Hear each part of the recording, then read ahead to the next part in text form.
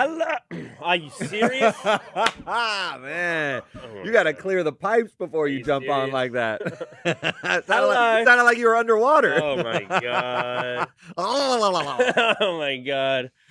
All right, let's do that again. Good luck recovering. Hello, and welcome to the TMZ Podcast. I'm Charlie Cotton, and joining me on the podcast today is the courtroom Casanova himself, Derek Kaufman. How's the hair looking for the courtroom Casanova? It's looking very good. High and tight, right? What letter are you coming as today? Oh, I was just telling you about what letter for my son. Tell me about your son's going as a letter. He is a letter for the ABC fashion show in kindergarten, and his letter is F, which could go in a very bad direction. It given could. that he is in that phase of life where he loves swear words. Right. So you got to dress him up as something the letter F. We had to dress him up. I was like, you want to be a firefighter, a frog? And he told me he wanted to be a flaming hot Cheeto. He went as a flaming hot Cheeto? Yeah. That is so awesome. Isn't that badass? That is. That was like his request, because everyone's going to go, like, I'm an astronaut for a letter A. I'm going to be a fucking flaming hot Cheeto. That is good on you, Carter. That's amazing. You know, they might be handing out flaming hot Cheetos for communion at the Vatican soon, because we got an American Pope, baby. I got to bring Carter to Rome. Get one of those on the tongue, man. Yes. Get him blessed. Yes. I mean, we're pretty Jewish, though. It's going to be tough to get in. I think they welcome everyone. Yeah. So we're going to talk about the new Pope, and very interesting, very huge celebrity was in attendance when the white smoke turned into an American Pope. So we'll also talk about this Beckham drama every day, new details, every day. And I'm here for it. Now, it's the best family drama going, right? We used to have the Cyruses, the Kardashians played theirs out on television. This is the drama I want to be with. The family feud is just keeping on giving. Now we're on social media. The Beckhams have been kind of shading Nicola Peltz. Yeah. Who, by the way, is the richest of all of them. Just to give you a little background, her dad, Nelson Peltz, is like a very famous investor who like challenges Disney and things like that. She's worth more money than the Beckhams. Everyone thinks she's gold digging just because the Beckhams are famous. Not the case. To begin with, though, Baldoni's lawyer wants Blake Lively to testify live at the MSG. At Madison Square Garden, the hottest place on earth, the mecca of basketball, if you will. I will. You will. You will indeed. Bing bong. Bing bong. Well, sorry, they got games there, but this is Brian Friedman playing chess, right? Because her lawyers came out and said, yeah, she brought a serious sexual harassment claim, and of course she plans to testify. Right. And Brian Friedman said, oh, that's wonderful. We should live stream it at MSG, and here's the kicker. We should donate the proceeds from all the money this will generate to domestic violence survivors. Wouldn't that be wonderful, Blake? And any response? Blake said, how dare you? This is a serious matter. It is not a publicity stunt. Interesting. So it just shows what this case is, which is not a real court case. You would never live stream an MSG, but for a circus like this, where it's all about PR smear campaigns back and forth, no one thought this will go to trial. Everyone thought, like, this is going to hurt them too much. They'll all settle. It looks like it's going, though, right? Like, like Blake Lively has sort of committed the pot to it, right? She's like, I got to carry this thing through. Now, I don't know whether her allegations are true or not. No one really knows except the two of them and all the evidence that's on film. But, you know, it looks like she's going to go further. And I don't see him blinking either, because he's got a billionaire behind him who's funding the lawsuit. So they're both going to testify. It'll be wild. You think Diddy's big. When we get the live stream MSG testimony of Blake Lively, look out. So this is not even then talking about a deposition. They're talking about live stream sort of court proceedings. Yeah, usually in a civil case, though, you refer to testifying either in a deposition or in live trial. It's unclear exactly what they meant, but I think they meant in front of the jury. I mean, she might also do a deposition, then you see if she's consistent in both, but... Well, I mean, if you're going to have the jury along to Madison Square Gardens anyway for the testimony, you may as well fill it. All right, listen, Spike Lee's going to get there early anyway for the game, so might as well give him a little pre-show. Yes. Why not? I think it's amazing. Here's what I wonder, though, taking one serious look at it. Is Brian Friedman sort of like joking too much in the media? What if some people are starting to turn like, oh, maybe Blake is like seriously complaining about sexual harassment? This guy's like, let's put it on the live stream. It's sort of like re-traumatizing a victim. I think he needs to be a little bit more careful about how he plays all this out. What do you think? I just think it was shocking to me that Blake was going to testify, because I'm surprised it's even going to trial. And so I think Brian's response was almost like oh yeah, really? Like I don't believe you. Right. It was. And she's like, oh yeah, well we'll wait. And they're in this game of chicken where she's like, she's a pretty good actress. Is she good enough to pull off if she completely lied about this? I don't know. But I think she might want to testify. I think she hasn't like shrunk from the public yet. You know, she's gone on talk shows. She's alluded to it. She went and gathered an award at some place. At the time, influential people. Baldoni, if anything, has receded from the public eye. He's gone surfing with his family. You don't hear him. So are we gonna see them testify on is this not on a live stream in MSG? Not on MSG, but like you know how the Diddy's things is not televised, and sadly the Luigi Mangione trial going to be. That's not going to be televised. You won't see that. New York federal cases are never televised. This one, Blake. This one, where is this filed? I think there's one that's filed. The New York one probably harder to see. I think there's an LA one as well, but they've been consolidated. If in LA, you have a chance. I'm sick of it. I know. We need cameras in all courtrooms. I'm sick of it. We the people. Let the public see. Oh. These are our courts. You work for us. Annoying. I mean, for me, you're not a citizen. I am a green card holder. That's right. You pay taxes here? Yes. You do. All right, then you get to see it as well. Okay, thank you. In. Okay, on to our next story. Romeo and Cruz Beckham mocked Brooklyn's wife, Nicola Peltz, in a shady Instagram comments. So, stay with me here. A little while ago, about 4 weeks ago, in fact, Nicola had commented on someone else's social media saying, so beautiful, with like the sparkle emoji. It was Romeo's ex-girlfriend. Yeah. So Romeo's ex-girlfriend, Mia, Nicola said, oh, so beautiful, Mia. I think they probably interpreted it as a poke to Romeo.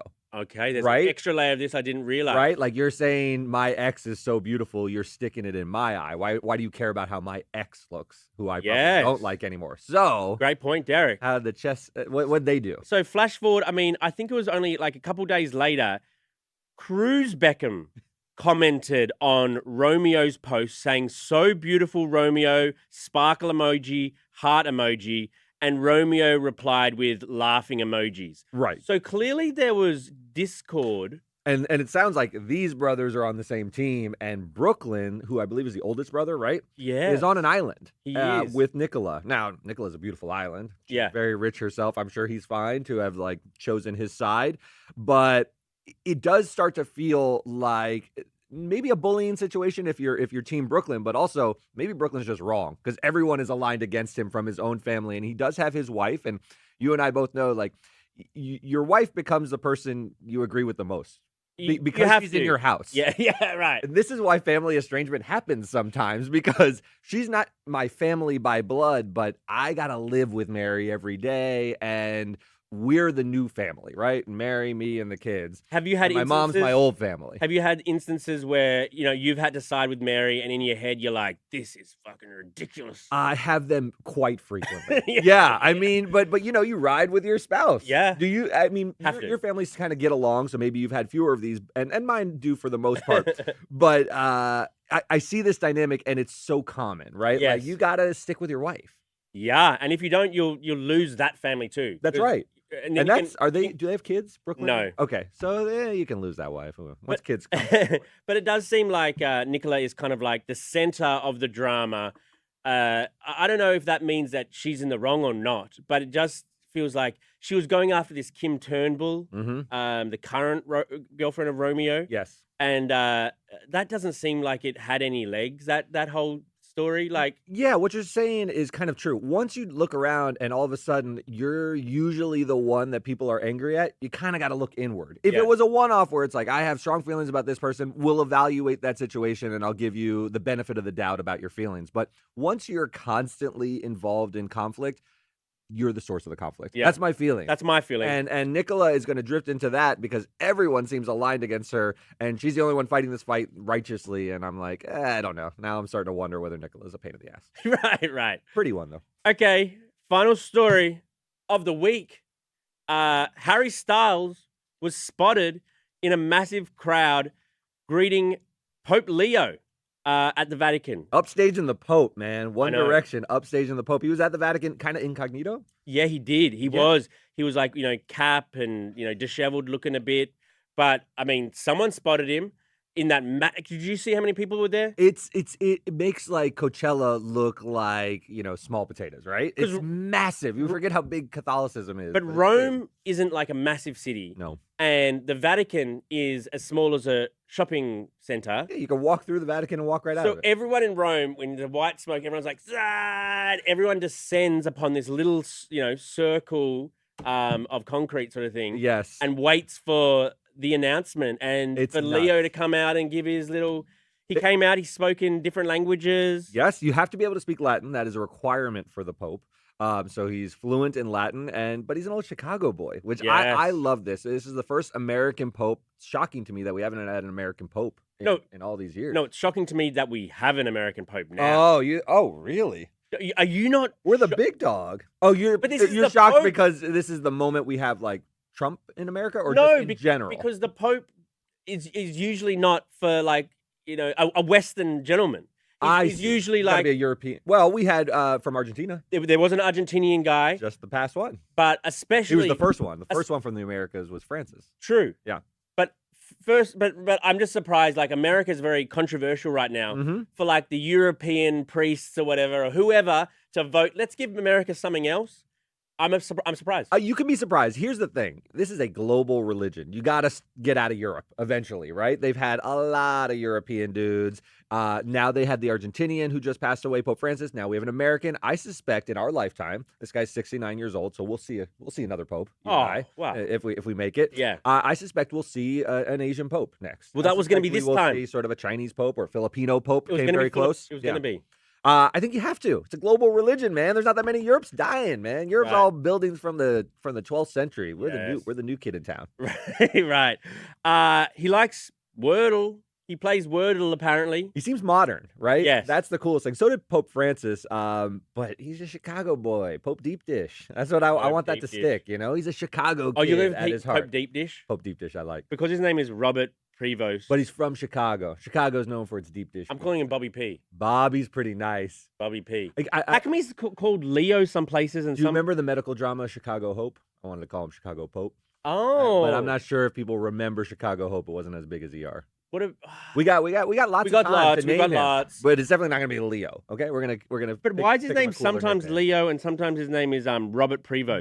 Because popes pick a previous pope's name, so he's Leo the 14th, I believe. Oh, you can get pick your own name when you become pope. Pope Francis wasn't Francis. Pope picked that after Saint Francis of Assisi. You can pick whatever you want. You can pick whatever you want, man. Most of them pick old popes, but I guess there was Pope Innocent.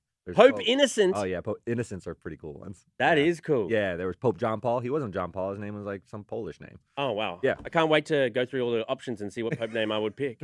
Okay, we'll read out some of your comments now. Let's do it. Sir Mel11, I guess you could say this Blake and Justin trial is getting lively. Oh, I'll see myself out. I love that. You don't have to see yourself out. Stay in here. Just, any those kind of comments are always welcome. Attempted humor is almost as good as humor itself. And that played well. She did the ellipses. She knew what she what she had there. Yeah. She had gold and she went for it. I'm assuming it's gold. Sir Mel, sorry. Maybe not gold. Oh, Maybe true.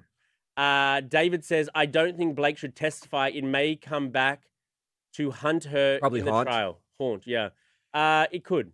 It could. It'll be during the trial. It all depends on how she stands up. She's an actress, so one of the things I'm thinking about is she'll put on quite a performance, but the jury will also know she's an actress and may think she's faking it. That always, it could backfire. True. Bezo Lego says, I thought Trump was going to be the Pope. He posted yesterday in the outfit. I was sort of surprised that he didn't crow about, I delivered the first American Pope. Wasn't that, as soon as they named an American, I was like, oh my God, Trump's going to take credit for it. He's going to take credit for the first American Pope being during his tenure. I thought he would play to the Christian right in some way. I thought he'd play more with it. Instead, he was just like, I look forward to meeting you. I'm not sure this guy's a Trump fan. Yes, I think that's why. Yeah. Some are calling him the woke Pope. Pope. I think if he embraces the Pope and the Pope's like, ugh, it's more embarrassing. Yeah. You know what I mean? I wonder if he'll go take communion. Like, it's such a Trump thing to go to the Vatican and do some big display. He'll definitely go. Cotton, what would be your first act of business as the Pope? Oh, yeah. What would you do? Putting me on the spot. What sort of proclamation you making out to those thousands of people at the Vatican? I think everybody just got to have more blood of Christ. Hey, a little Let's more. bring in the blood of Christ. Yeah, top me off. Top up Top some me more off. blood of Christ. Yeah. Everyone get more. Yeah, less body of Christ, too many carbs, more blood of Christ. That's it. Okay, nice. We go the Jesus I diet. think you're gonna be you'll be the ketosis pope. I like Jesus it. looked good. Jesus had a great body. So He we did. should stick to He his didn't diet. get that by eating wafers. No, no. Monkey Man, Derek, will there be behind the bar today? Oh, I love it. Yes, Monkey Man, we are going to go live again. Yesterday, court was dark, but we will have updates this afternoon on what goes on. They're going to select the jury. So they haven't fully selected it they yet? had it down to 45. They're going to exercise the peremptories, and we're going to get down to the 12 jurors and the 6 alternates. Today. That's what the judge wants. Now, Today. sometimes the things go awry in court, but that's what he said is his plan, so that Monday we can kick this thing off with opening arguments and some witnesses. That's crazy. So we'll see. We'll let you know. That's crazy. Well, thank you, Derek. Always fun. And we'll see you guys here next week. Goodbye.